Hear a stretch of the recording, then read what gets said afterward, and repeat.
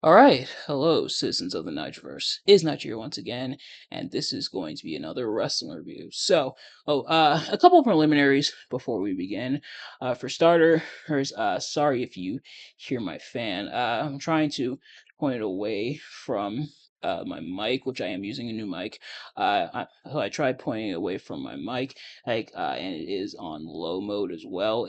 Of course, it is very, very warm where I am right now this time of year. So that is going, but if it does interfere with the mic quality, which unfortunately has happened in the past when I have my fan going, um it muffles the sound of the mic. But hopefully, hopefully it should be okay. But if you guys are unable to hear me, I did test it out earlier. It sounded fine on my end, but if you guys are hearing and it's distracting or anything, please feel free to let me know, point in my direction, or point it out to me in the comment.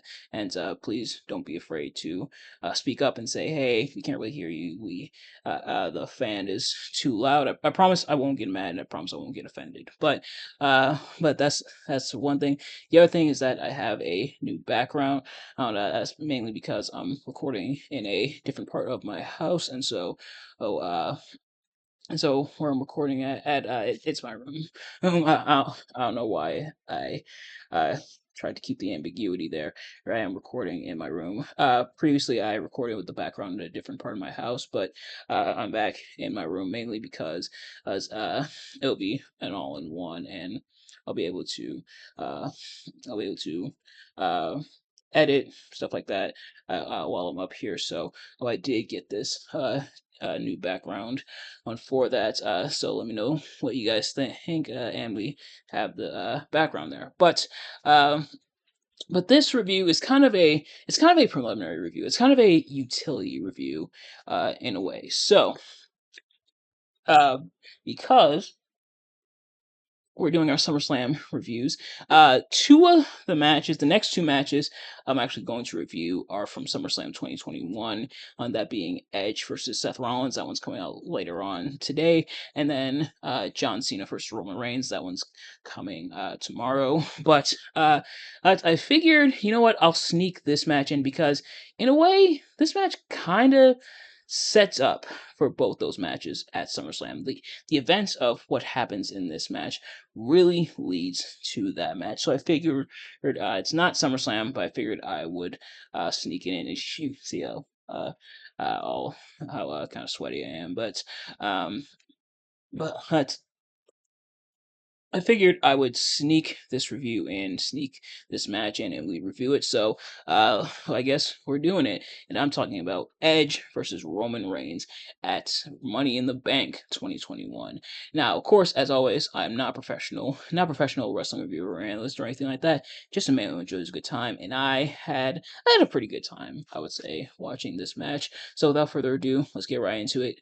It now if you have seen these reviews of mine before, you kind of already know how this works. But if you haven't, I'm going to be talking about what I liked and disliked about the match. But how exactly did we get here? To talk about that, we first have to go back to the Royal Rumble. Now, the Royal Rumble this year, first of all, this was during COVID time. This wasn't like when it was dead silent in the arena, like say WrestleMania or anything like that. This is when they had the Thunderdome and everything, and admittedly, it made this Rumble really weird. Probably the weirdest Royal Rumble. Well, here's hoping we don't have another one of those, but at least not anytime soon. But Edge won the men's 2021 Royal Rumble, and so he challenged Roman Reigns for the Universal Championship at WrestleMania. However, Daniel Bryan decided to insert himself into that match. I believe uh, I believe I don't think he won the match at Elimination Chamber again, or Fastlane, I should say, against Roman Reigns. But he did find himself in this match. Edge was a special guest enforcer for that match, so it ended up being a triple threat. As admittedly, things get a little fuzzy around this time. In 2021.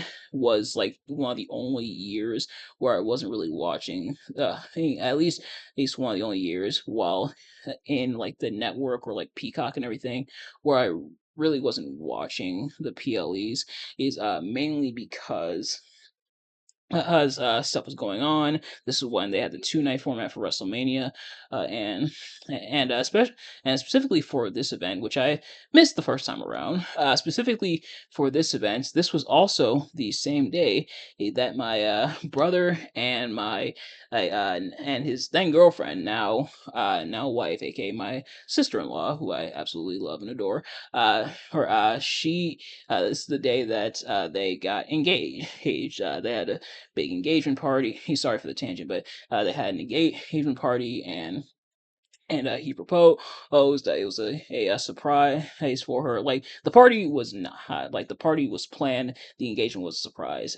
So I was there for that. So I actually missed Money in the Bank, I think that year. And I decided, I'm probably not gonna watch any other PLEs because things were getting a little hectic, like, with life and stuff like that.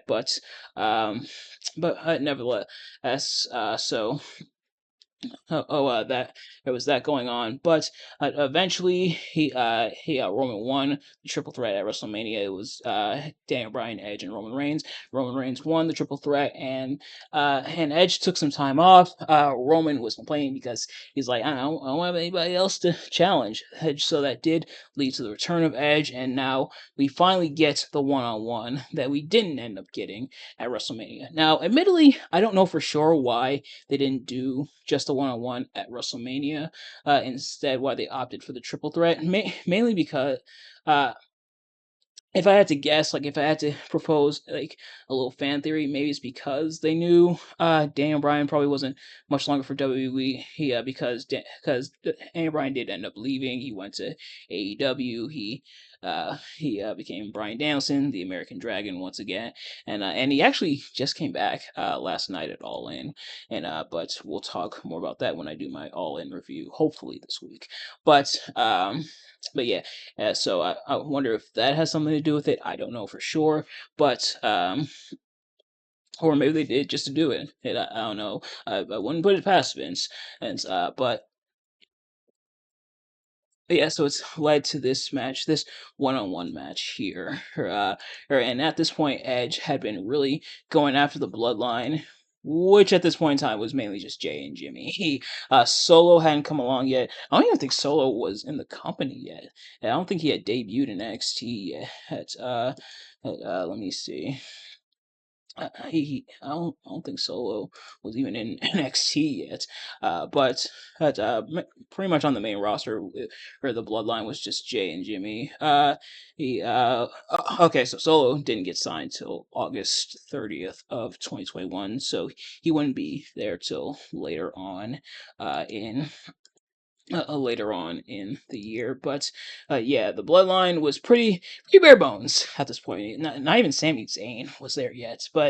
Um, but yeah, so oh but Edge had been going after them. He had been and choking them out with the crossface with like the chair leg, leading to those memes. A lot of memes this time around. But now it's led to this match. Even choking out Roman at one point with the chair leg. But now leading to this match. So excuse me, kind of a weird, twisty, windy road to get here, but we got here. So how did they do? Let's find out. But starting with what I liked about the match, Edge, it had some solid back and forth. I would say Edge still able to, for the most part, hang with Roman, and this was around the time where Roman still did a lot of shtick, but also, Ho did do quite a few moves as well. In later years, he wouldn't do them as much. Unfortunately, a lot of it was the shtick, um, but yeah, and unlike the triple threat, which I reviewed actually on the channel, if you haven't already, go check out that review. Roman does have his heel theme now, but But yeah, so some solid enough back and forth, including Roman and going to spear Edge through a barricade. Edge moved out the way, and then Edge speared him through the other barricade. Hey, so that was a fun moment. Great moments where they countered each other, or like Roman countering Edge into the guillotine. And Edge was going for a spear. Roman grabbed him, countered him into the guillotine, which after a while it feels like Roman stopped doing. I don't think he really busted out anymore, or that I know of. If he does, or if he did, I think it was only like once or twice. I think the last time I remember him busting out the move was when he fought Cody at Mania 39. But I could be wrong. Let me know if I'm wrong about that. But Roman countered that. Had Roman's going for a spear, Edge countered with one of his own. And so moments like that had really made for some fun, interesting back and forth. Bloodline did try to interfere, that being the Usos, but Ray and Dominic did it step up. I mean, it'd be crazy about a year and some change later, Dominic would turn on his own dad. But Ray and Dominic did stop the Usos. Those and took them out of the equation. So thankfully, no real interference from the bloodline, but that didn't stop Seth Rollins, who does show up and hit Edge at first with the super kick, and then he leaves while Edge has the crossface. So the ref is out. Ref is taken out, and it's Charles Robinson. Man, between this match and then the stuff going on in present day 2025, and just the bumps throughout the years, man, Charles Robinson has been through a lot. But nevertheless, Charles Robinson taken out after her Roman hit the Superman punch and Edge like fell into him not my favorite ref bump, but he'll do. But uh and that's when Uso showed up. They're taken out, and then Seth shows up, nails super kick onto Edge, who does have the crossface with the chair leg, which was introduced by Roman. Roman broke off the chair, or grabbed the chair leg, and then tried to lock Edge in on it. But Edge countered into him holding it in, and he holds it for a while. But Seth shows up, super kick, and then he walks off. Then the match resumes as normal. Then Seth shows back up and attacks at and does attack at Edge. Edge like fends him off, and then Roman, or I do have it wrong. So Seth shows back up. Edge boots him off, then is nailed with a spear, and that's how the match ends. Then Seth attacks Edge afterwards, kind of stares down Roman, and then Edge and Seth brawl through the crowd, and then John Cena shows up.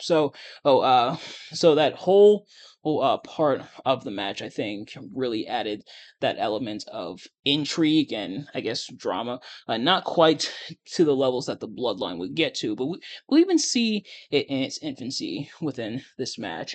How Edge and Seth do brawl their way up, and then John Cena does show up and kind of stare down Roman, so that leads to their match at SummerSlam. That element of the added bit of storytelling there, and essentially kind of setting up two matches for the price of one for SummerSlam. We have Edge versus Seth Rollins, which we'll review later on today, of course, and then we have John Cena versus Roman Reigns. So the way they were able to put that together, I think, was very well done. And it adds elements to this match to make this match a bit more interesting in that regard. But then it also then sets up for SummerSlam later on. So it kind of manages to accomplish both. They kind of have their cake and they eat it too, which is really cool and really nice to see. Now, in terms of what I didn't quite like about this match, as is standard for a lot of Roman Reigns Universal Championship matches, which I don't think I've mentioned it on the channel before. My goal is to have reviewed every Roman Reigns Universal Championship defense, and during this particular reign, I think I've reviewed. mm, I want to say I reviewed like close to half of them. And thankfully, me now doing full on pay per view reviews in 2023 and then 2024 now, or actually 2024 because that's when it ended. I think that's helped me. Uh, in terms of that, but I do have to play some catch up. But nevertheless, I say that to say, like a lot of Roman's matches, this match goes on for a very long time, about 33 minutes 10 seconds, and so quite the lengthy match there. It's not like an agonizing amount of time, but there are moments where it does drag, and especially when they're waiting for that new referee. Because the second referee eventually does show up. Uh, Especially the moments where they're waiting for the second referee, and it just has Roman in like the crossface for the longest time. I'm so there are moments where it definitely does drag within the match, and that is definitely one of them. It's not like Roman was the only one doing it. And lest we forget, Edge also had like the lengthy match with Orton the previous year at WrestleMania, and then again at Backlash. The thing is, I'm not against long matches, but if you're gonna make it long, at least make it interesting long, and not just like elongate it for the sake of elongating it. And I think we've seen examples of both for Roman in this title reign. But we'll probably get to that when we get to that. But uh, nevertheless, that's going to do it for this review. Thank you all so much for watching. I hope you enjoyed. If you did, please do me a favor: like, comment, subscribe, share with your friends, turn on the post notifications so you know every time I upload a video, so you never miss an upload. And let me know in the comment section below your thoughts on the match, my review of the match. Do you like the match? Do you like my review of the match? Let me know. Thank you all so much for watching. I will see you guys later. Peace.